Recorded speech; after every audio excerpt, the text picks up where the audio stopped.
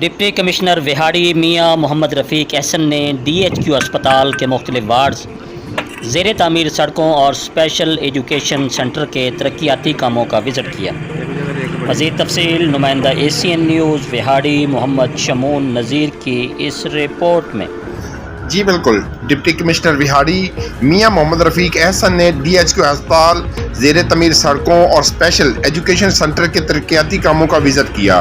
Deputy commissioner نے DHQ اسپتال کے 35 کروڑ روپے لاگت سے کارڈک وارڈ کی توسیع، آئی وارڈ، تزئین و رہائش، neuro trauma centre, bachelor hostel اور ڈاکٹرز کی رہائشی بلاک کی تعمیراتی کام کا معائنہ کیا۔ 16 کروڑ روپے کی لاگت سے اسپیشل ایجوکیشن سینٹر پیر مراد کی بلڈنگ کی تعمیر کا جائزہ لیا۔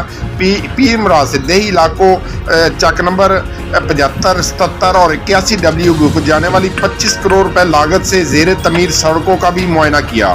ڈپٹی کمشنر میاں محمد رفیق نے ترقیاتی کاموں کو مقررہ مدت میں مکمل کرنے کی ہدایت کی اور کہا کہ حکومت پنجاب کی ہدایت پر ترقیاتی کاموں کو مقررہ مدت میں پورا کر کے عوام کو مستفید کرنا ترجیح ہے۔ ترقیاتی کاموں میں کوالٹی اور شفافیت کو یقینی بنایا جائے۔ ترقیاتی کاموں میں کسی قسم کی سستی یا کاہلی برداشت نہیں کی جائے گی۔ ہسپتالوں میں کارڈک وارڈ کی توسیع سے عوام کو مزید بہترین علاج معالجے کی سہولیات میسر آئیں گی۔ رہائشی بلاک کی تعمیر سے ڈاکٹرز اور سٹاف کی رہائش کے حوالے سے مشکلات کم ہوں گی۔ اس موقع پر deputy director development Muzaffar Khan, SDO Musa بھی موجود تھے۔